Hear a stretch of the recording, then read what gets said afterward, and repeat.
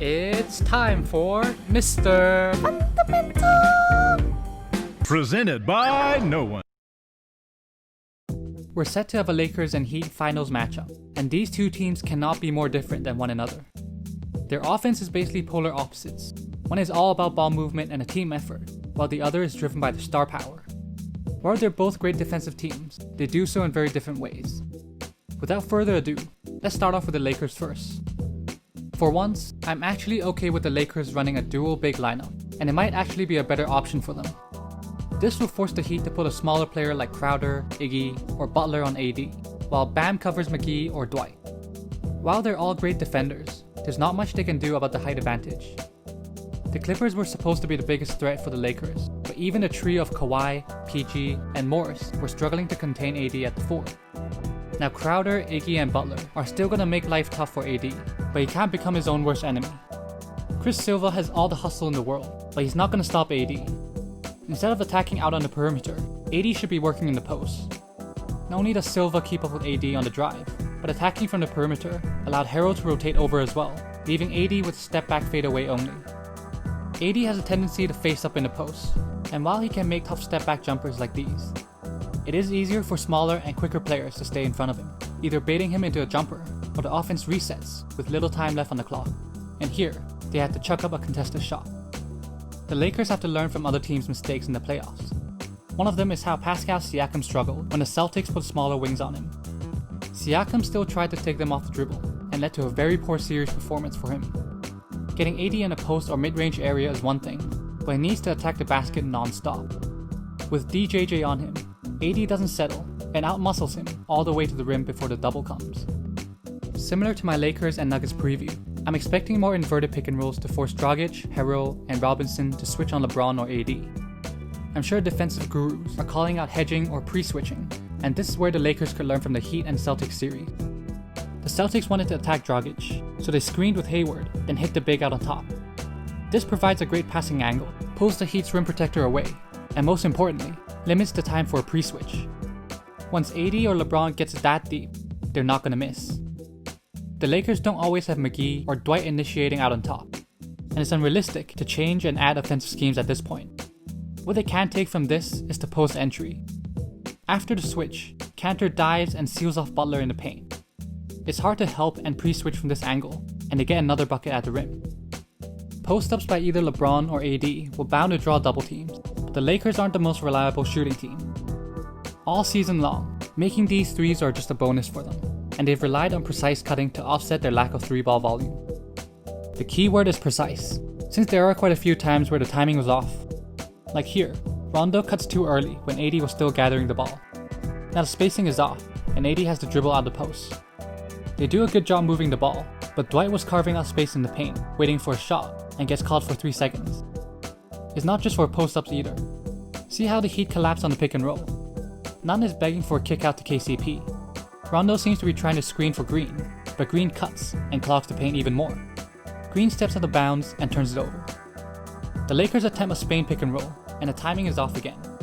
Green sets the screen late and also prevents the AD roll. They never force the defense out of position and force up a contested jumper.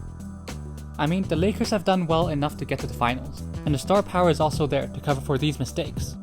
But against the Heat's high-octane offense, every possession counts, especially when they can't match the shooting on a consistent basis. It's not a Lakers video from me without mentioning their lob plays. The Heat could play the passing lanes and zone up all they want, but they can't zone up the vertical space. This isn't just restricted to pick and rolls. Shadowing a LeBron or AD post-up will happen at some point, and a dual big lineup will always have McGee or Dwight in the opposite dunker spot. This leaves a smaller player to cover them, and none could outjump the Lakers' bigs. If you want to know more about it, go check out my previous video. There are 2 things the Lakers should expect from the Heat's defense: a wall and a zone defense. The Lakers have the right personnel to attack a zone, and their first matchup in the regular season was a great example. Yes, the Heat are a different team in the playoffs, but the principles of a 2-3 zone remains the same. While AD and LeBron could feast at the high post, their dual big lineups ensures the dunker spot is occupied for either lob plays or carve out space to attack the boards. That's what the Celtics did against the Heat in Game 5. Kanter made the Heat pay for switching and carved out space in the paint. Offensive boards is another advantage the Lakers have. The sheer size and strength is already enough to overcome their so big in Bam. Add in the fact that the Heat will probably switch Bam on the perimeter as well. Second chance points have to be another point of emphasis for the Lakers.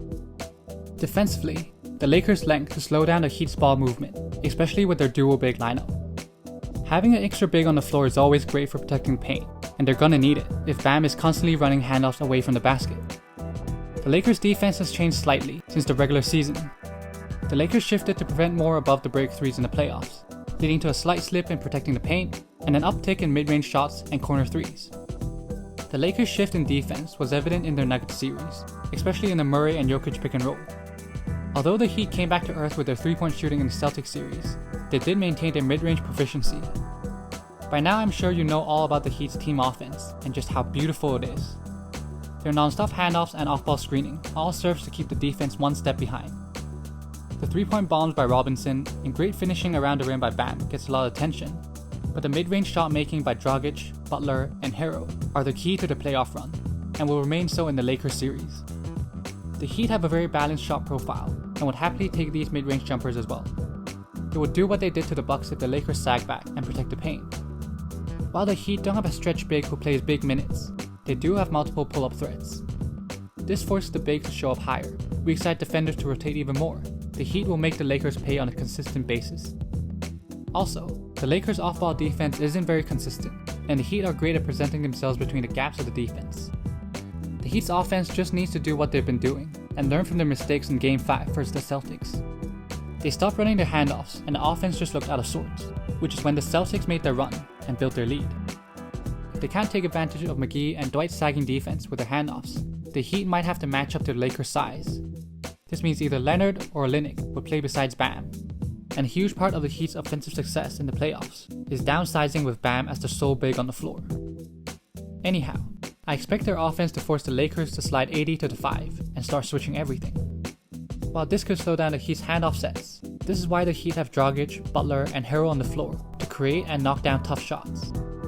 The biggest benefit is on the defensive end. With AD at the 5, the Heat matches up much better and probably less problems in rebounding as well. Defensively, they're gonna build a wall in front of LeBron and AD. Luckily, they already have practice in the Bucks series against Giannis, and that's with a 5-out spacing. On the other hand, the Lakers' role players are more willing cutters, but we can't forget about the lob threats as well, which could force the Heat to pay for that wall.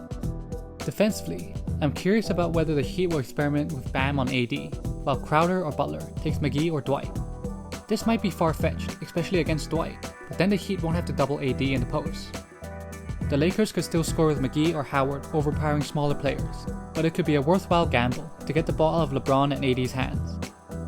Lastly, zone defense is what got the Heat to the finals, and we're definitely going to see some of that. I showed how 2-3 zones didn't work well in the first matchup in the regular season, but Spoelstra adjusted in their second meeting and threw out some 3-2 and 1-3-1 zones. Both of these take away the high post and covers the Lakers' stars' sweet spots. The lob play is still effective against the zone, but we'll see if the Lakers can figure that out. Here are a few additional things to look out for. Of course, there's the rebounding battle, and as Pat Riley said, no rebounds, no rings. The second thing is the Lakers' turnovers.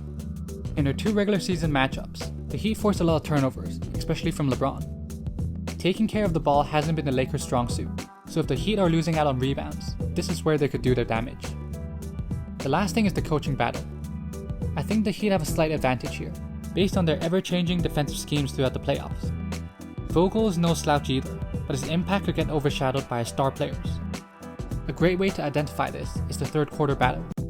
The Heat usually get off to great starts in the first half, but start struggling in the second, usually because they get cold. On the other hand, the Lakers do better in the third, possibly after a Vogel adjustment during halftime. In terms of X factors, I've got playoff Rondo for the Lakers, since they need another facilitator against the Heat's defense, either high or low post entry, and also lob passes to get the ball behind the defense. Herro has been balling throughout the playoffs, and just averaged under 20 points against the Celtics. Then again, expectations should be tempered for rookies, especially in the finals. The reason I picked him as the X factor is because he acts as a second Jimmy Butler for the Heat on offense. He doesn't just spot up and attack closeout like Dragic and Crowder, but is comfortable flashing and attacking from the gaps of the defense, especially at the high post and baseline. This series is reminding me more and more of the Spurs and Heat finals in 2014. The Heat have switched sides and now rely on the team effort like the 2014 Spurs did, while the Lakers resemble the star power of the 2014 Heat. As always, I'm rooting for the underdog and the team that plays basketball the right way. However, LeBron's legacy is on the line here now that he has the help he needs compared to his other finals losses. I know we shouldn't refer to the regular season, but the Heat played perfect basketball in that second matchup to even make it a close game. The Heat in the playoffs have since upgraded on both ends of the floor, which is why I think it would be a 7-game series. Lastly, among the things I've mentioned about the Lakers, they seem to be their own worst enemy, but there's no bigger stage and no better time for LeBron, AD, and Rondo to lock in. My prediction is Lakers in 7, but that might actually be great news for the Heat, since I'm 1 for 3 in my YouTube playoff predictions. Thanks for watching, and I hope you enjoyed it. Remember to drop a like down below, make sure to subscribe, and I'll see you guys next time.